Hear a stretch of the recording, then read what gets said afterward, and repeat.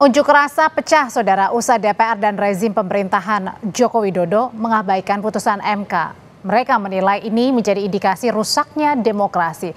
Benarkah hal ini terjadi global demo di mana-mana terjadi karena ambisi semata untuk dinasti Joko Widodo? Kita bahas malam hari ini bersama Ubedillah Badrun, dosen sosiologi politik Universitas Negeri Jakarta. Dan ada juga panel Barus, Ketua Bapilpres Projo. Bang Panel, selamat malam. Mas Ubed, selamat malam. Ya, selamat malam. Selamat malam. Assalamualaikum warahmatullahi wabarakatuh. Waalaikumsalam. Saya mau ke Mas Ubed dulu. Mas Ubed, jadi betulkah aksi gelombang demonstrasi terjadi di mana-mana ini merupakan puncak dari kemarahan akibat dari ingin langgengnya dinasti politik Jokowi ini terus-terusan terjadi meskipun sebentar lagi akan sudah berakhir pemerintahan Presiden Joko Widodo? Ya, saya kira itu adalah fakta empiris yang tidak bisa dibantah ya. Karena proses-proses yang terjadi dalam proses politik kita ini tidak hanya kali ini sebetulnya, tapi berkali-kali kan prosesnya. Bahkan pada menjelang pemilu 2024 kemarin, itu kan ada putusan MK yang nomor 90. Dan ketika itu Jokowi menyetujui atau mengatakan bahwa putusan MK itu final and binding, final dan mengikat. Tapi ketika putusan MK yang baru, yang justru lebih demokratis dan konstitusional, sikap Jokowi mengatakan kita hargai putusan lembaga negara yang berbeda-beda. Ini kan terang benderang bahwa itu adalah sebuah bahasa yang bisa diinterpretasikan secara kuat.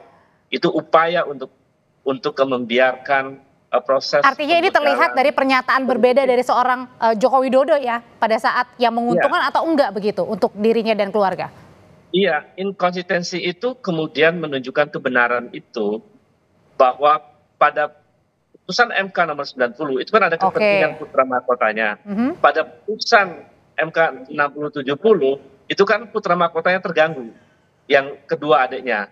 Jadi terlihat sekali sikap itu menunjukkan ada korelasi antara perubahan-perubahan undang-undang itu dengan kepentingan kekuasaan. Nah, kalau gitu Bang Panel betul dong kalau kata Bang Masinton bilang bahwa jangan-jangan ini yang menghendaki sebenarnya adalah Joko Widodo, Pak Jokowi.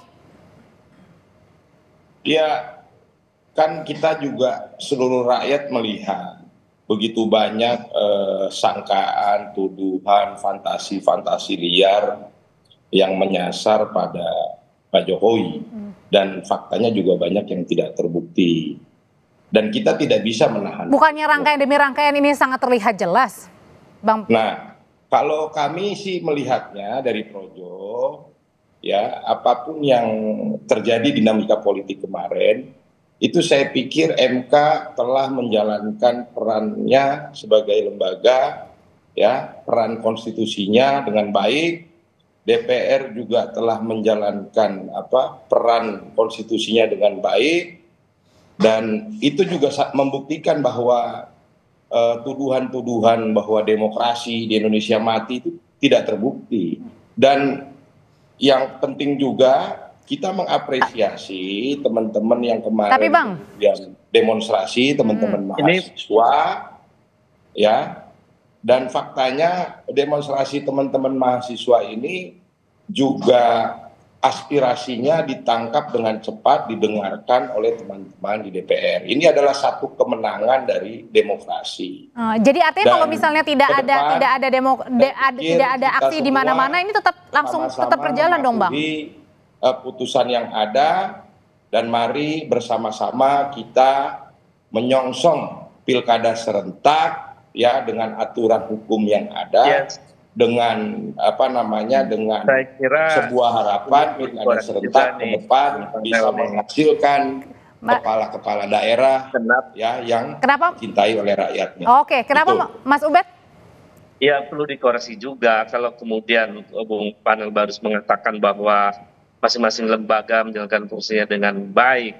Saya kira itu narasi yang sangat keliru. Karena faktanya putusan MK yang nomor 90 yang tadi disebut sebagai baik itu melanggar kode etik atau melanggar etika berat. Lalu kemudian yang terjadi pada proses balik yang kemarin mau bersidang tanggal 22 Agustus, ketika kemudian gerakan menjadi besar, itu kan akhirnya kemudian menyadari bahwa apa yang dilakukan oleh DPR itu keliru. Jadi narasi baik itu sangat keliru tadi, karena fakta empiriknya tidak baik, melanggar etika berat, dan yang kedua terlalu buru-buru membahas perubahan undang-undang pilkada, sementara pendaftaran calon kepala daerahnya 7 hari lagi gitu loh. Jadi bahkan 5 hari lagi, jadi aneh gitu loh.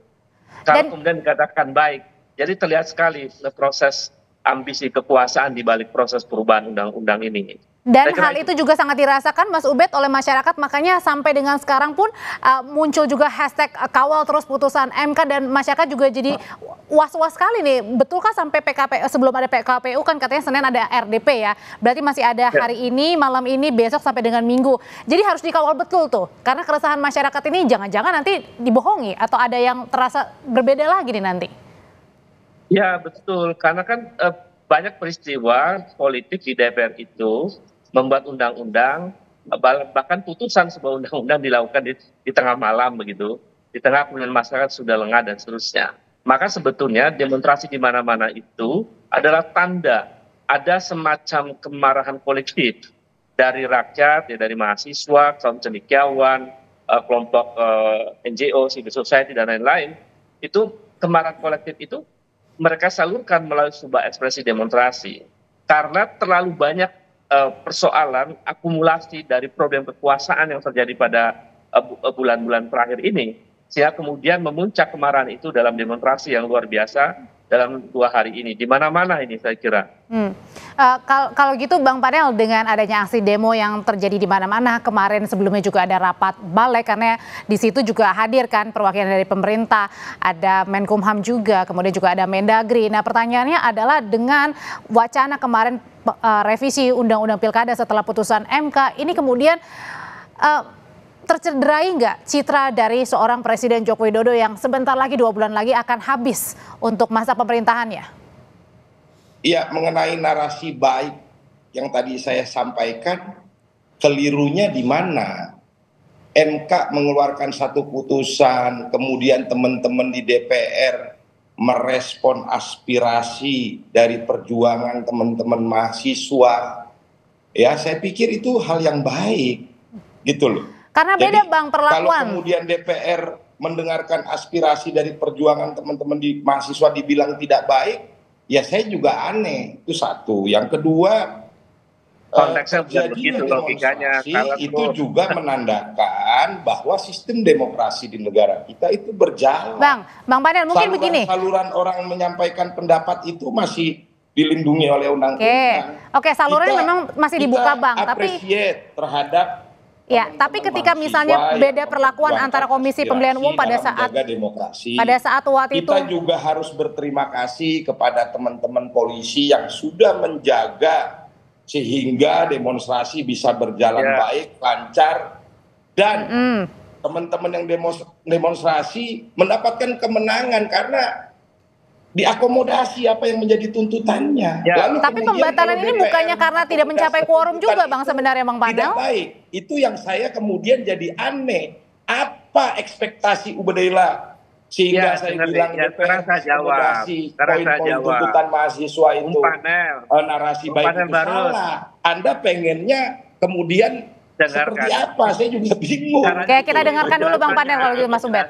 Begini, kalau DPR itu baik, tidak mesti membuat sebuah perubahan undang-undang sampai menimbulkan gejolak demonstrasi ratusan ribu mahasiswa dan rakyat. Kosnya terlalu besar gitu. Padahal kalau DPR baik, lihat dong putusan MK itu apakah benar tidak konstitusional, apakah benar tidak demokratis. Nyatanya putusan MK itu demokratis dan konstitusional. Mengapa DPR merubah-rubah? Teman-teman di DPR kan sehingga tanda tidak baik itu terlihat dengan demonstrasi yang sangat besar dan seterusnya. Lalu kemudian setelah demonstrasi besar, baru DPR menunda sidang. Kalau nggak ada demonstrasi nggak nunda itu. Kan itu yang terjadi. Kemudian itulah yang saya bilang kemenangan dari gerakan mahasiswa dalam mengawal demokrasi. Fakta itu nggak bisa dibantah. Gitu loh. Bahwa DPR tidak baik, Dan itu kemudian apa yang membuat DPR tidak baik itu Ini kan proses pembuatan di balik itu dengan cepat dibahas. Dan itu isinya adalah partai-partai koalisi pemerintahan di bawah pemerintahan Joko Widodo namanya. Maksudnya Dan adalah karena 8 fraksi pada saat itu di balik itu semuanya setuju kecuali juga PDI Perjuangan. Iya, awalnya kan begitu waktu dibalik. Semuanya setuju. Tapi begitu sidang mau dilakukan di paripurna, karena demonstrasi besar, baru pada mundur tuh. Itu kan tanda-tanda tidak baiknya kelihatan gitu loh. Iya, Jadi jangan bilang tidak baik. jadi Mas saya kira itu Ubaidillah, persoalan serius. Di dalam lembaga legislatif kita memang ada problem yang sangat serius. Nampak hanya seperti tadinya sebagai stempel kekuasaan saja. Fungsi kritis, fungsi pengawasan, fungsi legislasi yang demokratis tidak berjalan dengan baik. Bentar, Itu Mas yang Ubed. terjadi. Jadi nggak bisa dibantah itu. Oke. Bung Panel Barus. Oke, mungkin mau dikoreksi. Gimana tuh Bang Panel? Nggak bisa dibantah di katanya. mana salahnya kalimat saya mengatakan bahwa ini adalah kemenangan dari teman-teman mahasiswa dalam mengawal demokrasi yang kemudian turun berdemonstrasi menyuarakan aspirasinya. Dan itu diakomodasi, didengarkan tuntutan itu oleh teman-teman di DPR. Nah, lalu yang tidak baiknya di mana? Yang tidak baik itu kalau tidak didengar atau didengar. Atau Anda pengennya tidak didengar supaya panas terus. Kadang-kadang jadi bingung gitu loh. Giliran DPR mendengarkan poin-poin tuntutan, dibilang begini, dibilang nanti begitu, gitu kan? Ini dengarkan, gitu loh. Kita jangan memberikan apresiasi kalau memang. Nah, gini Bapak-bapak, teman-teman itu mendengarkan. Ya, karena waktunya singkat dan juga terbatas. Jadi kalau gitu, satu kalimat saja untuk penutup nanti masing-masing dari Mas Ubed dan juga Bang Panel. Kalau gitu dengan sisa waktu yang tersisa nih, kan Senin katanya mau RDP bersama dengan KPU juga perwakilan dari pemerintah juga ada di sana bersama dengan DPR. Bagaimana caranya ini kemudian kan tadi juga sudah ada komitmen bahwa kami akan pakai PKPU menurut putusan dari MK. Gimana caranya ini benar-benar betul 100% akan menggunakan putusan MK dalam PKPU yang baru? Bang Panel, Mas Ubed. Mas Ubed dulu boleh? Ya, saya kira DPR kalau kemudian mengikuti putusan MK yang demokratis dan konstitusional, itu adalah DPR yang mencoba untuk insaf ya dari dosa-dosa politiknya selama ini. Dan itu yang seharusnya dilakukan gitu loh. Kemudian yang kedua, PKPU yang beberapa waktu nanti akan ada dialog yang sangat spesifik ya khusus untuk PKPU yang akan dibuat oleh KPU, tentu harus mendengarkan aspirasi publik. Jadi sebetulnya tinggal jalankan saja karena status putusan MK nomor 60 dan 70 itu final and binding. Jalankan buat PKPU yang sesuai dengan putusan MK. Artinya janji sesuai dengan komitmen ya. Satu kalimat aja Bang, silakan. Bang Panel, sikat aja. Iya, saya pikir apa yang terjadi hari ini adalah kemenangan kita semua, kemenangan rakyat Indonesia, ya. Kita akan tunduk dan patuh pada hukum yang berlaku ke depan. Baik. Ya, mari kita songsong pilkada serentak ini dengan riang gembira sehingga menghasilkan kepala-kepala daerah yang dicintai rakyat. Yang intinya adalah jangan lengah tapi ya tetap kawal nanti sampai putusan PKPU-nya berlaku. Terima kasih Bang Panel, terima kasih Mas Ubed, sehat selalu, selamat malam. Sama-sama.